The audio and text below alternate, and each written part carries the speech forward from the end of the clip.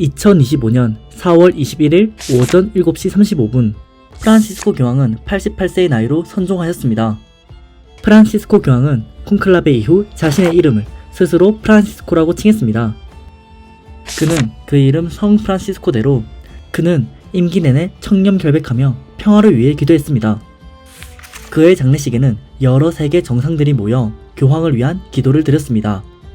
하지만 이와 별개로 교황님은 한국에서 여러 인터넷 밈으로도 유명했습니다. 홀리펀치나 이런 각종 밈으로 말이에요. 그러다 보니까 다른 교황보다 더 익숙하고 더 정이 가던 교황이었습니다. 프란시스코 교황은 12년간 재임하였으며 남미 출신의 최초의 교황이며 최초의 예수회 출신의 교황입니다. 그런데 여러분은 혹시 예수회에 대해 들어보셨나요? 예수회의 별명은 하나같이 낭만적입니다. 하나님의 군대, 신의 첩보원, 새벽의 전령까지. 이는 예수회의 비밀적이고 엄격한 그들의 규율, 그리고 미 개척지에서 몸을 던져 포교를 하던 그들의 과거에서 비롯되었습니다. 여러 정치적인 이유로 자신들을 이용하려는 세력들에 의해 부서지고 찢어졌지만 그럼에도 불구하고 예수회의 열정적인 포교와 희생은 역사로 남았습니다. 오늘의 주제는 신의 이름으로 움직이는 군대, 예수회의 역사에 대해 이야기를 해보려고 합니다.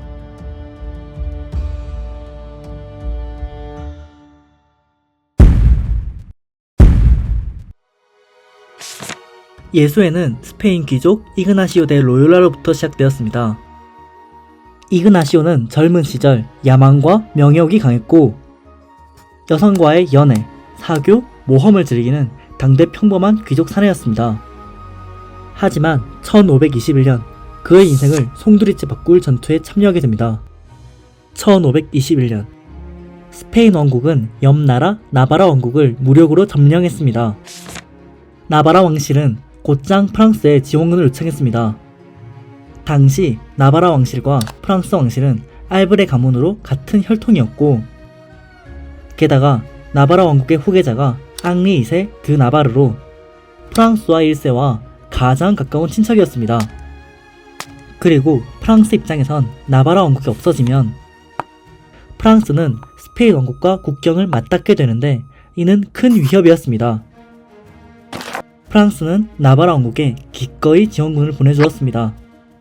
그래서 스페인군과 프랑스, 나바라 연합군은 스페인군에게 넘어간 나바라의 수도 팜플로나에서 전투를 준비합니다. 이 당시 이그나시오는 스페인 왕국의 하급 장교로서 팜플로나 방어를 명받았습니다. 1521년 5월 20일 운명적인 전투는 시작되었습니다. 그는 스페인 왕실 장교로서 수적 열세에도 불구하고 적군의 공격에 맞서 열심히 싸웠으나 포탄에 의해 양 다리가 부상을 입고 말았습니다. 왼쪽 다리의 부상은 경미했으나 오른쪽 다리는 심각하게 부서져 이후 여러 차례 수술을 받을 정도였습니다. 그의 열정에도 불구하고 결국 팜플로나는 나바라 왕국에 넘어갔고 이그나시오는 부상만 가지고 집으로 돌아가게 되었습니다. 집에 돌아간 그의 일상은 고통으로 완전히 무너졌습니다. 당시 마취술은 수술의 고통을 줄여주지 못했고 그가 견뎌야 할 고통은 시간이 갈수록 깊어져만 갔습니다. 당시 그의 집에는 그리스도의 생애와 성인들의 삶에 관한 책들뿐이었습니다. 처음에는 기사 이야기를 좋아하는 그였기에 이런 책들을 거들떠보지도 않았습니다. 하지만 고통에 지친 그는 점점 그리스도에 빠져들기 시작합니다. 그리고 그 고통으로 가득 찬 일상은 이그나시오의 남은 삶을 바꾸었습니다. 고통에 젖은 1년이 지나고 이제 더 이상 세속적인 명예나 출세는 그의 마음을 채워주지 못했습니다. 이제 그의 열망은 오직 하나님의 복음에 따라 봉사하는 것뿐이었습니다. 이그나시오는 신학을 공부하기 위해 소르본 대학교를 가기로 결심합니다. 그는 파리에서 그와 같은 생각을 하는 친구들을 만나 1534년 몽마르트 언덕에서 3가지 서약을 했습니다. 그들의 목표는 우선 예루살렘으로 가서 예수처럼 사랑으로 사람들에게 봉사를 하려 했습니다.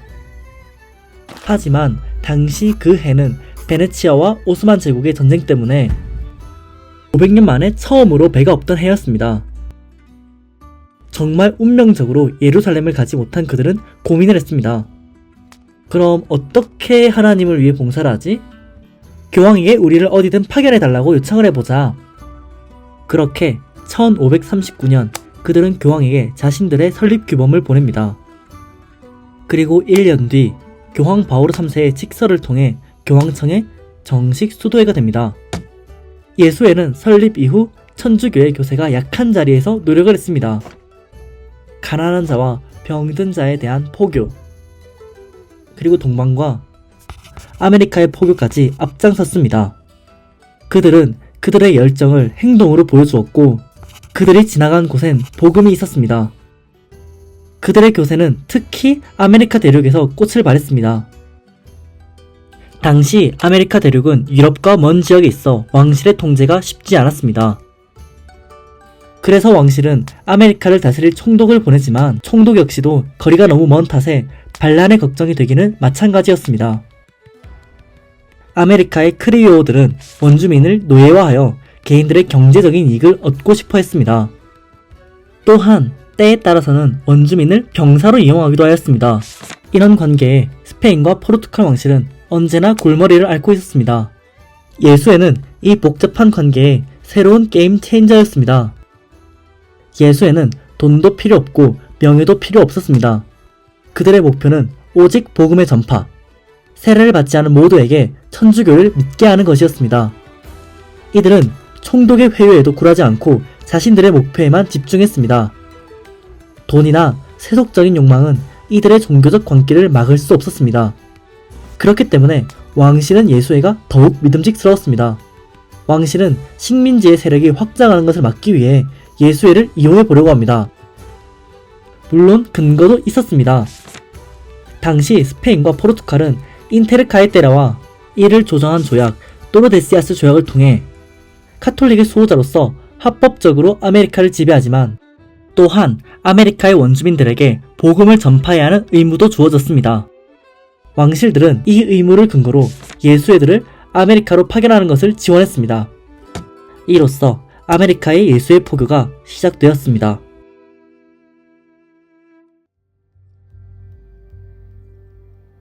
당시 아마존 정글은 정복자들의 손길이 닿지 못한 지역이었습니다. 호전적인 부족들이 많았고 철제 무기를 장비한 유럽의 전사들은 돌아다니는 것도 쉽지 않았습니다. 그러나 예수회의 선교사들에겐 그들이 선교해야 할 대상들의 집단 거주지였습니다.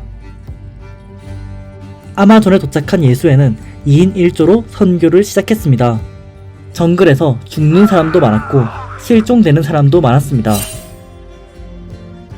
또한 원주민들의 마을에 들어가서 포교를 해도 운이 좋게 마을을 찾아도 단 한 사람도 개종을 시키지 못한 선교사도 있었습니다. 그러나 이런 시련은 예수의 마음을 꺾기에는 부족했습니다. 그리고 예수회는 원주민의 문화를 적극 수용하려고 노력을 했습니다. 그들의 문화와 노래를 배우고 그들의 언어를 배웠습니다. 결국 이런 적극적인 선교 활동을 통해 원주민들은 마음의 정복을 당했습니다. 그들은 차츰 원주민들의 전통 종교를 천주교로 바꾸기 시작했습니다. 이때까지의 예수회의 활동은 모두에게 만족스러웠습니다. 식민지 정부에서는 식민지의 영향력을 확장시켜주니 좋았고 왕실은 식민지의 치안을 보다 안정화시켜주니 좋았습니다. 그리고 예수회는 많은 사람들에게 복음을 전파시킬 수 있어 좋았습니다. 하지만 시간이 지나면서 그 사이에 갈등의 씨앗이 자라나기 시작했습니다. 종교를 바꾸고 예수회를 통해 스페인어를 공부한 원주민들은 포르투갈의 노예 사냥꾼들에게는 값비싼 물건이었습니다. 노예 상인은 약 30만 명의 원주민을 잡아갔고 또한 다른 백인 세력들 역시 원주민들을 잡아가 팔았습니다. 예수회는 이 원주민들을 지키기 위해 원주민 공동체를 직접 만들기 시작했습니다. 이 원주민 공동체는 레둑시온이라고 불리는데 예수회는 이 공동체를 아마존 곳곳에 만들었습니다. 큰 곳은 무려 15만 명이나 되었습니다. 포르투갈 노예 상인들의 광기 어린 눈에는 이 레둑시온은 꿀단지처럼 보였습니다. 그래서 예수회의 레둑시온을 침략하기도 했습니다.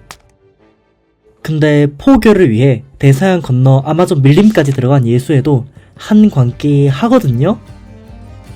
이들의 눈에는 개종한 원주민들은 유럽인과 똑같은 하나님의 아들, 딸입니다.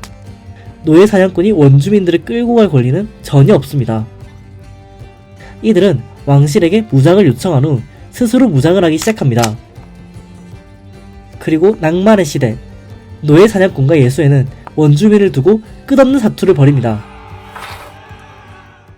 예수회가 열정적으로 포교하고 노예 사냥꾼들로부터 원주민을 보호하는 동안 유럽의 정세는 완전히 뒤바뀌게 되었습니다.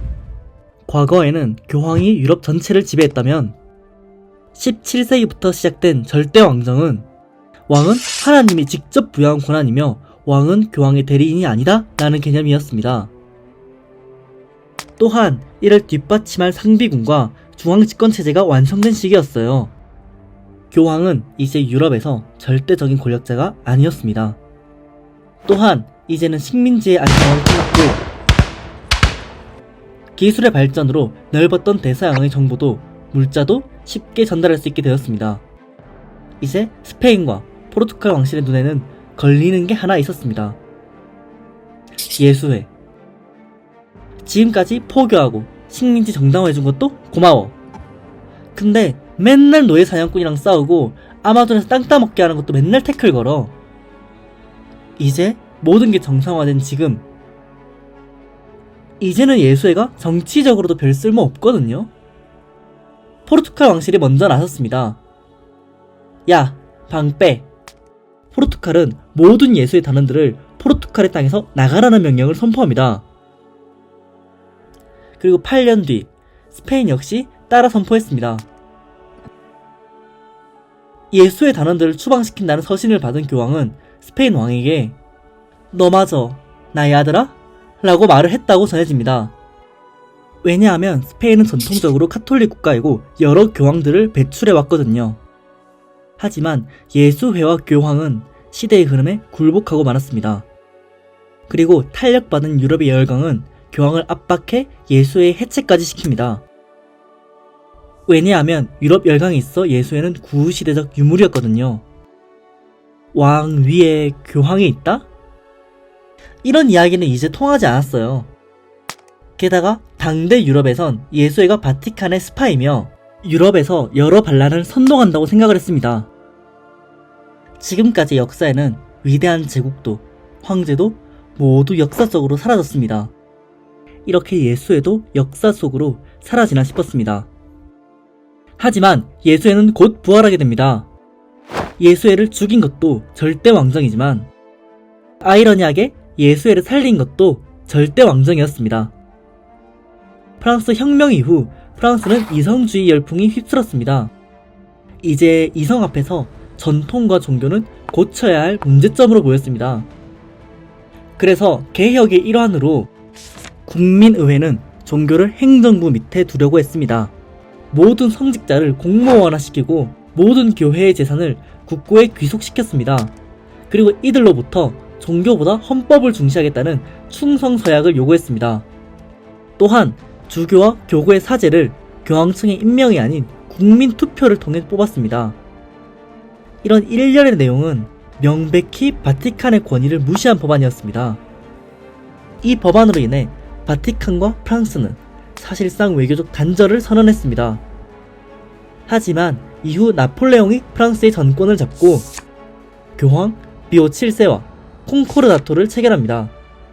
콩코르다토에서는 프랑스 정부가 카톨릭을 인정을 하고 그리고 프랑스 정부가 주교 후보들을 추천을 하면 교황이 결격 사유를 확인 후 직접 임명하는 방식으로 개정이 되었습니다. 이때까지의 분위기는 좋았으나 그러나 이후 나폴레옹과 교황의 마찰이 시작되었습니다. 프랑스 정부는 주교 후보들을 교황청에 보냈으나 교황이 이 후보 모두를 거부합니다. 왜냐하면 이들 후보는 이미 프랑스 혁명 정부에 충성 서약을 했던 인물들로 교황의 권위를 인정하지 않았습니다. 프랑스 정부는 일부러 충성 서약을 한 인물들로만 후보를 뽑았고 교황청은 전부 거절한 것입니다. 나폴레옹의 국가주의와 교황의 재정분리주의는 끝도 없이 이어지고 있었습니다. 이 자강두천은 프랑스 제국이 이탈리아를 점령하고 끝나게 됩니다. 나폴레옹은 이탈리아를 점령한 후 교황령을 프랑스 제국에 병합한다고 선언했습니다. 이에 맞서 교황은 나폴레옹과 그 협력자들을 중대한 죄를 범한 자들로 규정했습니다. 나폴레옹은 프랑스 장군 에티엔 라데를 시켜 로마의 퀴리날 궁전을 습격해 교황을 체포하고 교황을 사보나에 유폐시켰습니다. 이후 교황 비오 7세는 프랑스의 퐁텐블로로 이송되어 약 19개월간 감금되었습니다. 나폴레옹은 유폐된 교황에게 압박을 가해 퐁텐블로 협약을 체결했습니다. 이 협약에서 교황은 교황령의 세속적 권리를 포기하고 프랑스 내에 거주하며 나폴레옹이 임명한 주교들을 승인하기로 했습니다. 하지만 이는 명백한 강압에 의해 체결된 협약이고 이후 무효화되었습니다. 이후 나폴레옹의 권력이 악화되며 교황은 자유의 몸이 됩니다. 1814년 5월 24일 오랜 유폐 생활을 끝낸 비오 7세는 로마로 귀환하였습니다. 이런 치욕스러운 유폐 생활을 겪은 비오 7세는 천주교 세력의 전사들이 필요하다는 생각을 하게 됩니다. 하나님을 위해 충실한 종이었던 예수에는 다시 교황의 명을 받아 세상에 봉사할 기회를 얻었습니다. 하지만 부활 이후 예수의 성격은 약간 달라집니다. 과거의 예수에는 무장도 하고 필요할 땐 싸우기도 했지만 되살아난 예수에는 무장과 싸움을 하지 않고 그들의 또 다른 장점이었던 빈민구제 그리고 교육에 전념했습니다. 그리고 이들의 교육은 신학에만 머물지 않았습니다. 예수의 개념에선 하나님이 이 자연을 창조했기 때문에 자연과학 역시 하나님의 법칙입니다. 즉 자연 법칙을 공부하는 건 하나님이 만드신 질서를 이해하는 것입니다. 예수에는 이러한 생각으로 교육에 많은 투자를 하였으며 조지타운 대학교, 보스턴 칼리지 대학교, 아테네오 대 마닐라 대학교, 소피아 대학교 등 수많은 대학교들이 예수회의 아래에서 만들어졌습니다. 그리고 대한민국의 서강대학교 역시 예수회가 직접 운영하는 대학교입니다. 과거에서부터 이어져 내려온 그들의 개척 정신은 지금도 전세계 수많은 지성의 현장에서 살아 숨쉬고 있습니다. 시작은 7명의 젊은이들로 출발했지만 나중에는 창대해진 그들의 이름은 예수회입니다. 지금까지 멕시코에서 영상 작업을 하는 찬이었습니다. 저는 앞으로도 라틴 아메리카에 대한 혹은 관련된 역사 영상을 올릴 예정입니다. 지금까지 시청해주셔서 정말 감사합니다.